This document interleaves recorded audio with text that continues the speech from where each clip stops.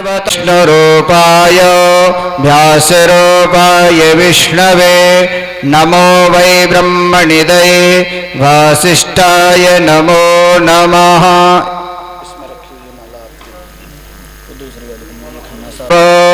मया रतानि पुष्पाणि पुष्पोऽहं प्रतिगृह्यतां पुष्पमाल्यं प्रदापयामि।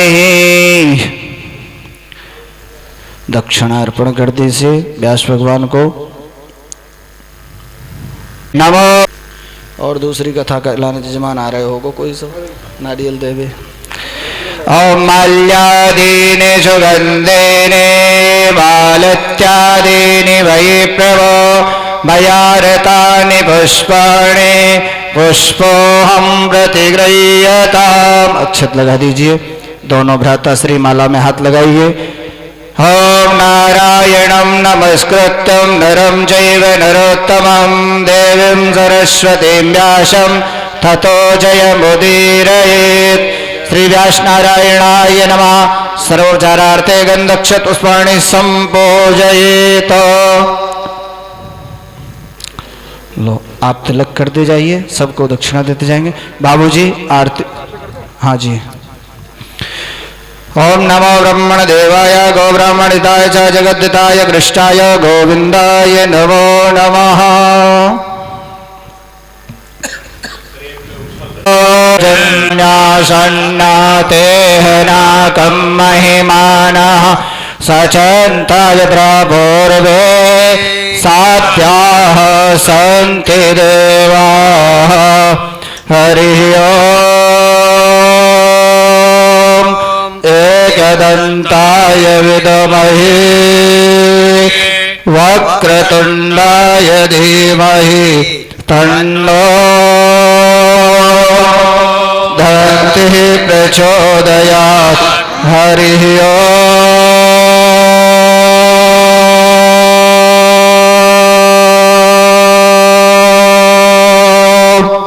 नारायणाय विद्महे वासुदेवाय धीमहि तन्नो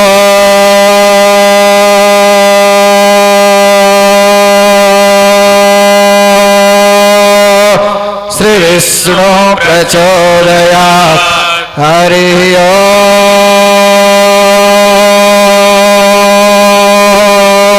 महालक्ष्म्यै च विद्महे विष्णुपत्न्यै च धीमहि तन्नो लक्ष्मी प्रचोदयात्।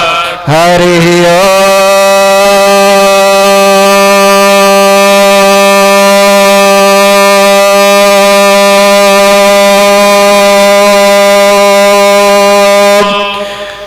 अंजनी नंदनाय विद्महे वायुपुत्राय धीमहि तन्नो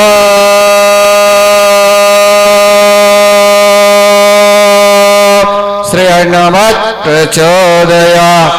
नानासुगन्धपुष्पाणि यथा कालोद्भवानि च पुष्पाञ्जलिरमया दत्त ग्रहण परमेश्वर। इस मंत्र पुष्पांजलि समर्पयामि श्री प्राण पुरुषोत्तमाय नमः। बोलिए भागवत भगवान की जय। पूज्य व्यास जी महाराज की जय। श्री सुखदेव जी महाराज की जय। श्री परीक्षित जी महाराज की जय। श्री द्वारिकाधीश की जय। अनंत बलवंत संत श्री हनुमंत लाल की जय। श्री राधा रानी की जय। जय श्री राधे जय श्री राधे जय जय श्री राधे श्याम। सभी भक्त पूज्य व्यास जी महाराज मंचासीन हो चुके हैं। आप सभी भक्त अपने स्थान को ग्रहण करें। जय श्री कृष्ण, जय श्री राधे।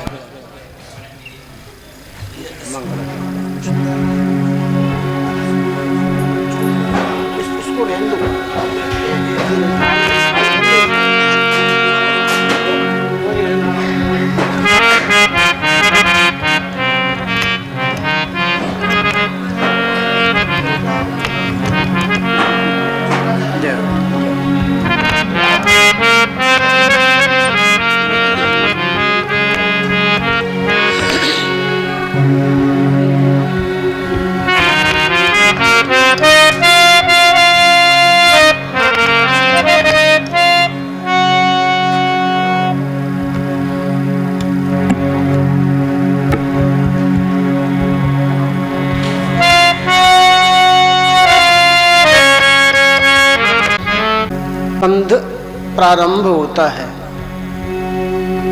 और इस अष्टम स्कंद में भगवान के 3 चरित्रों की कथा है। पहली कथा है गजेंद्र मोक्ष की और दूसरी कथा है समुद्र मंथन की और तीसरी कथा है बलि वामन चरित्र की।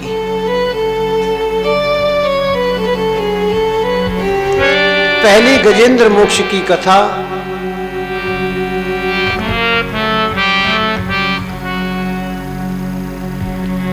जीवन में कभी आपत्ति आवे, विपत्ति आवे तो क्या करना चाहिए?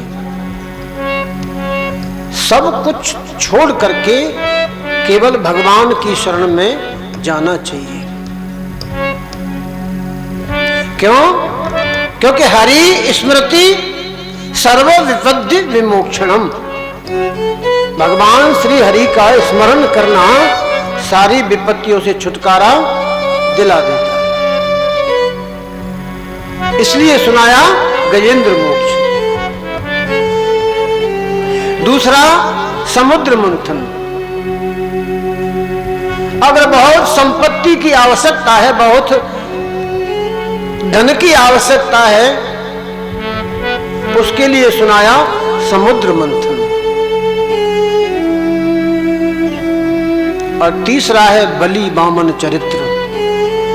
सनक जी, अथाह संपत्ति होने पर भी इस मानव को अपना धर्म नहीं त्यागना चाहिए, अपना धर्म नहीं छोड़ना चाहिए। इसलिए सुनाया बलि वामन चरित्र।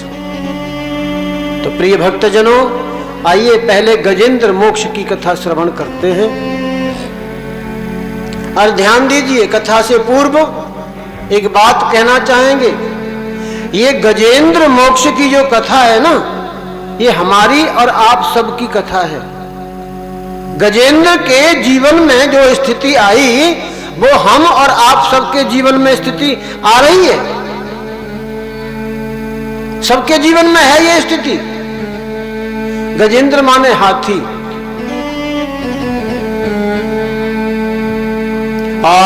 आसीद गिरिवरो राजन त्रिकूट इति विश्रुतः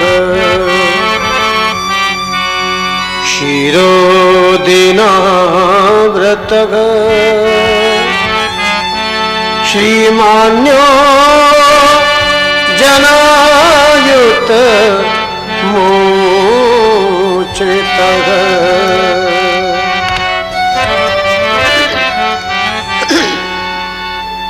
क्षीर सागर में एक त्रिकूट नामक पर्वत बहुत ही श्रेष्ठ और प्रसिद्ध पर्वत है। उसकी ऊंचाई कितनी? 10,000 योजन की उसकी ऊंचाई है। ऐसा पर्वत है। उस पर्वत की तलहटी में एक गजेंद्र रहता है, एक हाथी रहता है। उसके पत्नियां भी हैं, बच्चे भी हैं, अनेक पत्नियां हैं, अनेक बच्चे हैं। पत्नी व बच्चों के साथ में यह गजेंद्र बड़े ही आनंद से रहता है।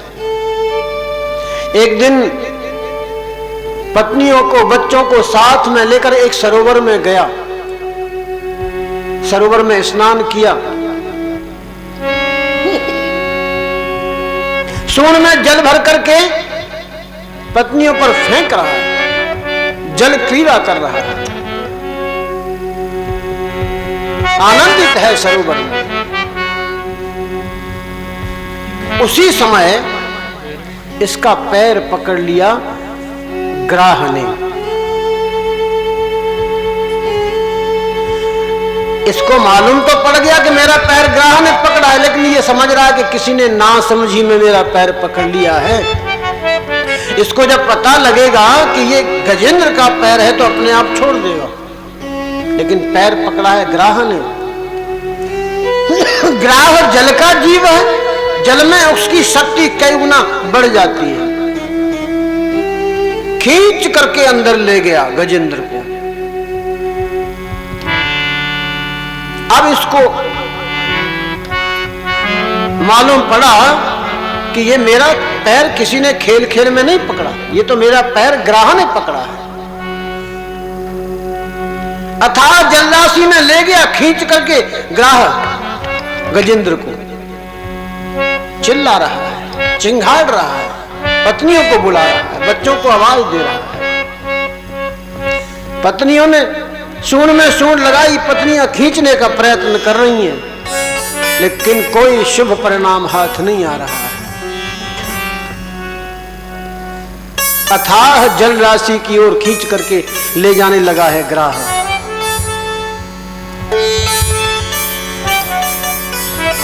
नेत्रों तक जल आ गया, मन में विचार कर रहा है कि अब बचूंगा नहीं, क्या करना चाहिए। पूर्व जन्म में सीखे हुए एक श्रेष्ठ स्तोत्र के द्वारा भगवान की स्तुति की। पास में ही कमल का एक फूल खिला हुआ था, थोड़ी सी सूंड रह गई, इस कमल के फूल को तोड़ा, हाथ में लेकर सूंड में लेकर के उस कमल के फूल को और भगवान की स्तुति करने लगा है। हे गोविंद हे गोपाल, हे गोविंद हे गोपाल, हे गोविंद हे गोपाल। अब तो जीवन हारे, अब तो जीवन हारे। हे गोविंद हे गोपाल, हे गोविंद हे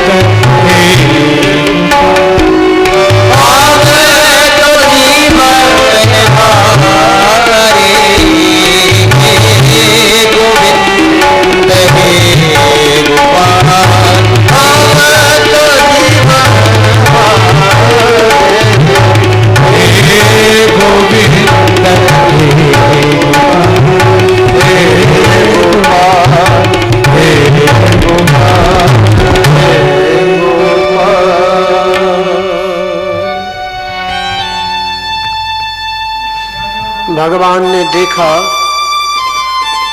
कि गजेंद्र अत्यंत पीड़ित हो रहा है। उसकी स्तुति को सुनकर के खड़े हुए, शीघ्रता से चल पड़े हैं। जहां गजेंद्र अत्यंत संकट में पड़ा हुआ था,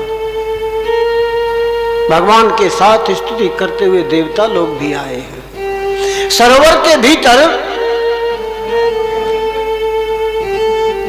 गजेंद्र को ग्राह ने पकड़ रखा था, अत्यंत व्याकुल हो रहा था। जब उसने देखा कि भगवान श्री हरि आ गए, भगवान श्री हरि आ रहे हैं, तो बड़े कष्ट से बोला, हे जगत गुरु, हे नारायण, हे नारायण, मैं आपकी शरण हूं, भगवान मेरी रक्षा कीजिए। भगवान ने गजेंद्र को अत्यंत भयभीत देखा है, पीड़ित देखा, तो गरुड़ को छोड़कर सरोवर में चक्र के द्वारा ग्राह का मुंह फाड़ दिया और गजेंद्र को खींच करके ले आए, सरोवर के बाहर निकाल दिया।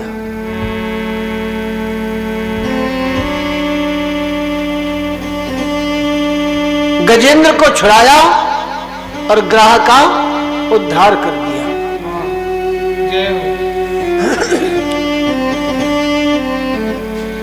श्री सुखदेव भगवान ने बचाया तो गजेंद्र को और उद्धार कर दिया ग्राह का। क्यों? क्योंकि ये जो गजेंद्र है भगवान का भक्त है, भगवान के भक्त का चरण पकड़ रखा था ग्राह ने। भगवान के भक्तों के चरण भी अगर कोई पकड़ लेता है ना, भगवान उसका भी उद्धार कर देते हैं। इसलिए संत चरणों का आश्रय लिए रहो तो आपका कल्याण हो जाएगा। ये गजेंद्र मोक्ष की कथा। सरोवर क्या है? ये मानव रूपी गजेंद्र और संसार रूपी सरोवर और लोभ रूपी ग्राह।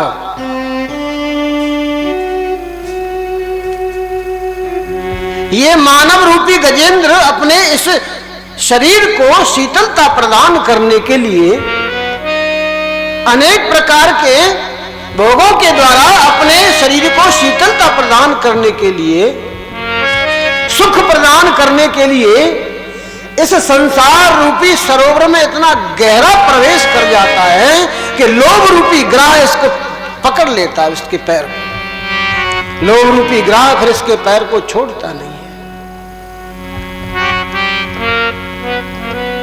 बहुत दिन तक आनंद करता है, स्नान करता है, पत्नियों पर जल फेंकता है, बच्चों के साथ में क्रीड़ा करता है। अंत समय जब आता है ना, तब इसको याद आती है कि मैंने जीवन भर क्या किया। लोगों के लिए, धन के लिए इतना गहरा प्रवेश कर जाता है संसार रूपी समुद्र में कि फिर लोग इसको छोड़ता नहीं है। अंत समय में फिर इसको प्रभु की याद आती है। प्रभु की याद भी कब आएगी? इस गजेंद्र को पूर्व जन्म का स्तोत्र याद था, उसके द्वारा इसने स्तुति की है। अभ्यास करते रहोगे तो, प्रभु का चिंतन करते रहोगे तो आपको आगे भी प्रभु का चिंतन याद बना रहेगा, प्रभु का स्मरण आपको आता रहेगा।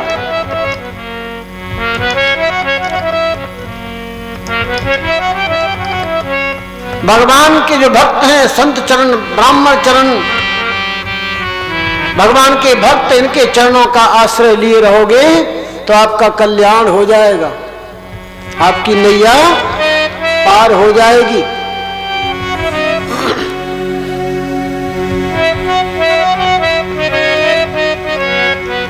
श्री सुखदेव जी कह रहे हैं, परीक्षित भगवान पर विश्वास करो।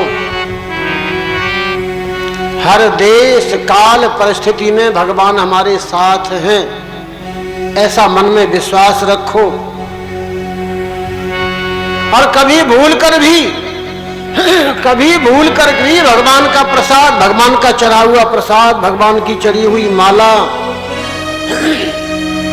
ये कभी भी मार्ग में नहीं डालनी चाहिए, अनुचित स्थान पर नहीं डालनी चाहिए, उचित स्थान पर जाकर रखनी चाहिए।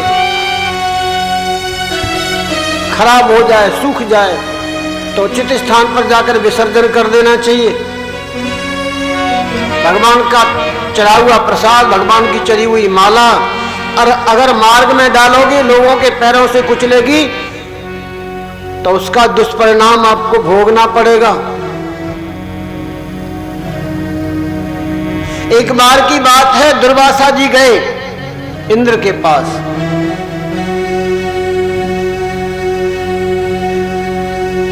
तो दुर्वासा जी के पास में गले में माला थी जो भगवान नारायण ने दी थी। भगवान नारायण की माला दुर्वासा जी ने अपने गले में से उतार करके इंद्र को पहना दी।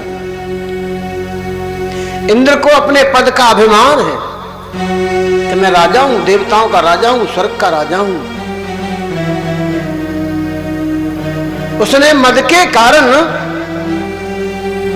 दुर्वासा जी की दी हुई माला अपने हाथी को पहरा दी, ऐरावत नामक हाथी को। और हाथी का तो स्वभाव है, सूंड से उसने खींची, माला टूट गई, नीचे पैरों में जाकर के गिरी, कुचल गई पैरों से। इसका क्या दुष्परिणाम हुआ कि देवताओं को स्वर्ग से हाथ धोना पड़ा, स्वर्ग पर दैत्यों का अधिकार हो गया। अब देवता इधर उधर मारे मारे फिर रहे हैं, भटक रहे हैं देवता। तो देवताओं की माता है अदिति।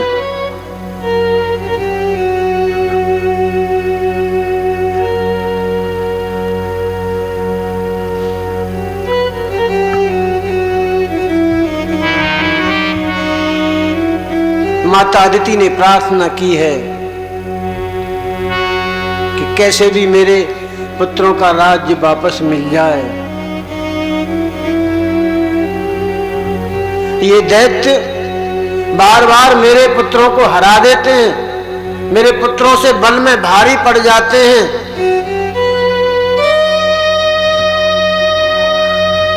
तो भगवान ने मन में विचार किया कि हम इन देवताओं को भी शक्ति प्रदान करें ताकि ये दैत्यों से लड़ने की क्षमता इनको प्राप्त हो जाए। भगवान ने विचार करके समुद्र मंथन कराया। क्यों?